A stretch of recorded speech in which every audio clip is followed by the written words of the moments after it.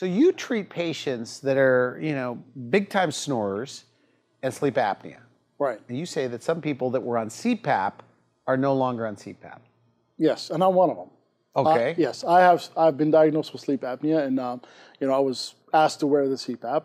My doctor, who's actually a pulmonary specialist, has sleep apnea, and he was on the CPAP. So when I did actually a snoring device for anti-snoring device for myself, and you know, the results were amazing. He was fascinated by it. He wanted me to do one. Now he's so you did it. Yes. An appliance in your mouth. Exactly. And open up the airway. Yes, opens up the airway. And you told your doctor. I told my doctor about it. Now he was more intrigued about it. I mean, they study about it, but they don't necessarily, you know, push patients towards that route. Now I'm telling you, it's not for everybody, but a lot of times it works. I've had a lot of patients being referred by their pulmonary physicians to do that appliance.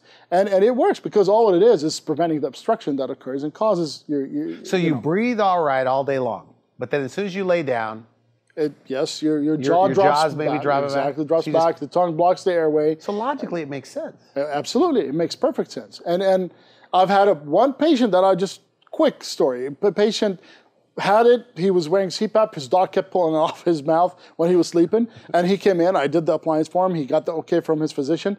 The next day, his wife barges into the office. She's like, "You won't believe what happened. I thought he was dead." She scared the heck out of me the way she walked in. And she said, "He didn't snore all night." And I couldn't sleep because I got used to listening to him snoring. Now that he didn't sleep, he said that it was the first time ever that he slept 9 hours straight.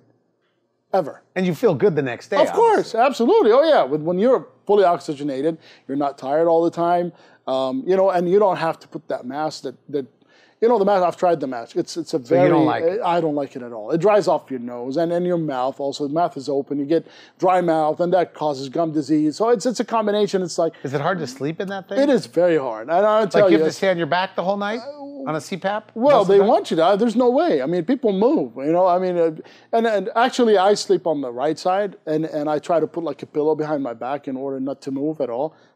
But, you know, you're not aware of what you're doing once you're sleeping. So if you have sleep apnea, loud snoring, come in. Exactly. See if it's right. Absolutely.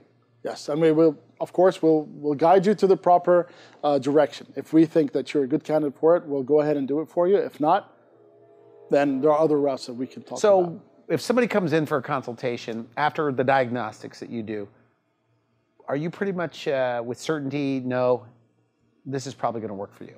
Oh, absolutely. Yes, I mean, you know, once you go through the checklist again and you've got everything that you're wanting to know there, I'm able to guide you that you're a good candidate for this. Now, okay, you treat sleep apnea, which is a bad problem, right? It is a But very what about the people that are just snorers? It's not the sleep apnea yet. Are they easy to treat? Absolutely, yeah. Are they easier? I mean, it is a bit easier. I mean, you don't have the issue of losing breath and you know, the effect on the body, systemics and all that. We do have anti-snoring devices that are bit lesser bulky in a way, and you know, it does the trick. Again, what do you mean the trick? Stopping the snoring. Oh, it does the trick. I'm sorry, I misunderstood that. Yeah, that's all right. Okay, so it works. Oh, it works. Yes, and then you know, it's all experience. I'm telling you all this based on experience, and we follow up with the patients because when I first started doing it, I didn't know whether it works or not. Actually, there's an application on the iPhone that allows you to one of my patients actually turned me on to this. She said that she had an application on her iPhone that records her sleeping pattern. So when noise comes up, it'll exactly, and she would know if she's snoring or if she's not snoring, and she's really? Yeah, and then she was able to tell me specifically. I mean, how would you know unless you've got your significant other? So for single people, it's tough to it detect. is exactly. So for somebody like that, that would be perfect. It's a perfect application. And I'm not advertising for Apple here. You make money off that app? No, I'm not. Not yet. Not yet. No.